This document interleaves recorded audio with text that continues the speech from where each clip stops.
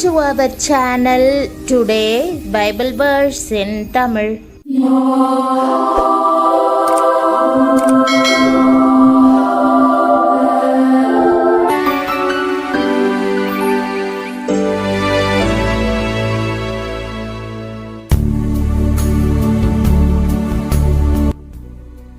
இன்றைய வசனம் மல்கியா 4ஆம் அதிகாரம் 2ஆம் வசனம்.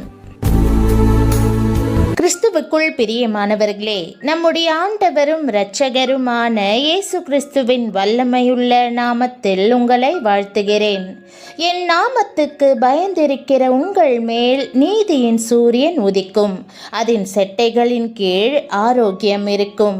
நீங்கள் வெளியே புறப்பட்டு போய் கொழுத்த கன்றுகளைப் போல வளருவீர்கள் என்ற வாக்குதத்த வசனத்தை இன்று நாம் தியானிப்போம். நீங்கள் சுகம் பெறுவதற்காக இன்றைக்கு காத்திருக்கிறீர்களா? இந்த வியாதியால் நெடுங்காலம் வேதனை அனுபவித்துக் கொண்டிருக்கிறேன், இந்த நோய் என்னை அலைக்கழிக்கிறது என்று சொல்லுகிறீர்களா? இந்த சூழ்நிலையிலும் நீங்கள் மன உறுதியோடு தேவனை குறை கூறாமல் அவருடைய நாமத்தை காத்து கொள்கிறீர்கள். பிரியமானவர்களே, நீங்கள் தேவனுடைய நாமத்திற்கு பயந்திருக்கிறபடியினால் இன்றைக்கு உங்கள் மேல் நீதியின் சூரியன் உதிக்கும், அதன் செட்டைகளின் கீழ் ஆரோக்கியம் இருக்கும். அவர் உங்களை குணமாக்குவார்.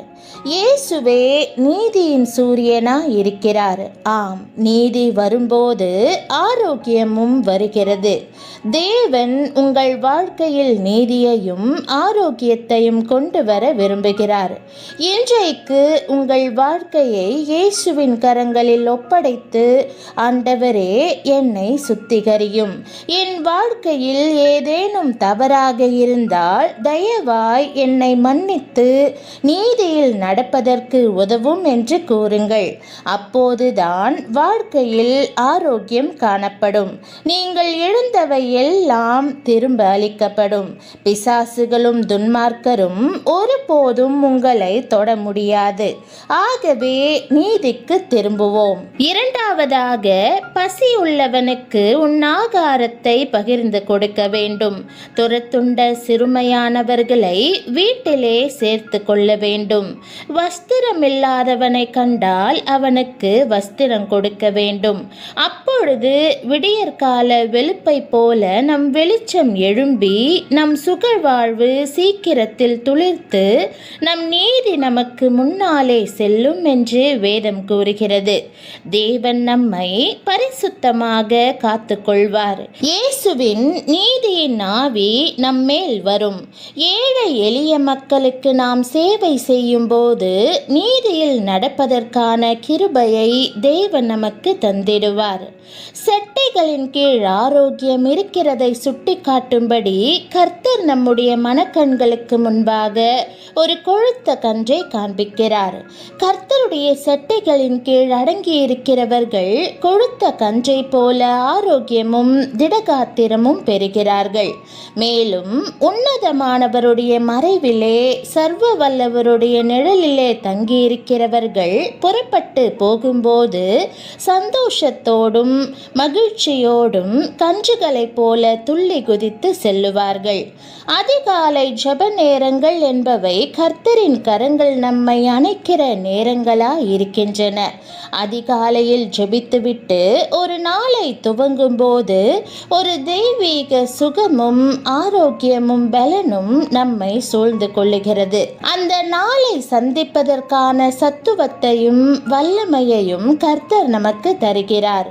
மோசே இஸ்ரவேல் ஜனங்களை வனாந்திரத்தில் வழிநடத்தி வந்தபோது ஒரு பெரிய செட்டை போல மேக ஸ்தம்பங்கள் அவர்களை மூடியிருந்தது. ஆகவே வனாந்தர வெயிலின் அகோரம் அவர்களுக்கு தெரியவில்லை. பகலில் பறக்கும் அம்புகளாலும் இருளில் நடமாடும் கொள்ளை நோய்களாலும் அவர்களை தாக்க முடியவில்லை. அவர்கள் காண்டாமிருகத்தை போல பலம் கொண்டார்கள். இஸ்ரவேலிலே பலவீனமானவன் ஒருவனும் இருந்ததில்லை. மோசேயை குறித்து வேதம் கொடுக்கும் சாட்சி என்ன? மோசேக்கு 120 வயதாகியும் அவருடைய கண்கள் மங்கவும் இல்லை, கால்கள் தள்ளாடவும் இல்லை. பகலிலே தேவனுடைய செட்டைகளாக மேகஸ்தம்பங்களும், இரவிலே தேவனுடைய செட்டைகளாக அக்கினி ஸ்தம்பங்களும் இஸ்ரவேல் புத்திரரை வழிநடத்தி சென்றன. அவர்கள் ஆரோக்கியமுள்ளவர்களாய் விளங்கினார்கள். இன்றைய உலகில் பல வாலிபர்கள் பலனற்றும் திடனற்றும் தள்ளாடி கொண்டிருப்பதை பார்க்கிறோம். மாணவ பருவத்திலேயே தீய பழக்கங்களுக்கு அடிமையாகி நோஞ்சான்களாக தள்ளாடி கொண்டிருக்கிறார்கள். ஆம், கர்த்தருடைய செட்டைகளுக்கு வெளியே ஆரோக்கியம் இருப்பதில்லை. வெளியே வியாதிகளும் துன்பங்களுமே நடமாடுகின்றன. அப்படிப்பட்டவர்களுக்கு மருத்துவமனையும் மாத்திரைகளுமே செட்டைகள். சினிமா நடிகராயிருந்துவிட்டு பின்னர் கர்த்தரண்டை வந்த சகோதரர் ஏவிஎம் ராஜன் அவர்கள் தன்னுடைய சாட்சியிலே ஒரு முறை இவ்வாறு குறிப்பிட்டார். நான் பயங்கரமான நோயினால் தாக்கப்பட்டு நடைப்பிணமாக நடக்கவே முடியாமல் இருந்தேன். மருத்துவர்களால் என்னை குணமாக்க முடியவில்லை. மருத்துவமும் மருந்துகளும் என்னை கைவிட்டன. அப்பொழுதுதான் இயேசுவின் செட்டைகளின் மறைவை குறித்து அறிந்து அவரண்டை ஓடி வந்தேன். கர்த்தரின் அக்கிரமங்களை எல்லாம் மன்னித்து என் நோய்களை எல்லாம் குணமாக்கினார். இன்றைக்கு கர்த்தருடைய பணியை முழு பலத்தோடு செய்து வருகிறேன் என்றார். பிரியமானவர்களே, கர்த்தர் உங்களுக்கும் அற்புதம் செய்வார். உங்களுடைய நோய்களை நீக்கி ஆரோக்கியம் தந்தருளுவார். பிரியமானவர்களே, நீங்கள் கர்த்தருடைய நாமத்திற்கு பயந்திருக்கிறபடியினால் இப்போதே நீதியின் சூரியன் உங்கள் மேல் உதிக்கும். அதன் செட்டைகளின் கீழ் ஆரோக்கியம் இருக்கும். புற்று நோயால் வாடுகிறீர்களா? உயிரை போக்கும் கொடிய வியாதியுடன் போராடி கொண்டிருக்கிறீர்களா? நம்பிக்கை இல்லை என்று மருத்துவர்கள் கூறிவிட்டார்களா? தோல் முழுவதும் வேதனையான கட்டிகள் உருவாக்கி இருக்கிறதா? கண்களில் தாங்க முடியாத வலி இருக்கிறதா? நீங்கள் அவருடைய நாமத்தை உயர்த்தி பிடித்து விசுவாசத்தை விட்டு வழுவி போகாதிருக்கிறபடியினால் தொடர்ந்து அவரை சேவித்து பாடுகளின் மத்தியிலும் அவருடைய ஊழியத்தை தாங்குகிறபடியினால் இப்போதே தேவனுடைய ஆரோக்கியம் உங்கள் மேல் பிரகாசிக்கும்.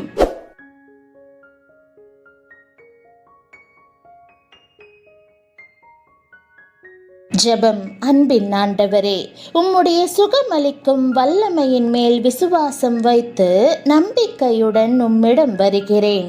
நீரே நீதியின் சூரியன். உம்முடைய நாமத்திற்கு பயந்திருக்கிறவர்கள் மேல் உம்முடைய ஆரோக்கியம் வரும். ஆண்டவரே, என்னுடைய வேதனையின் மத்தியிலும் உம்மை நான் பற்றி கொண்டிருக்கிறேன்.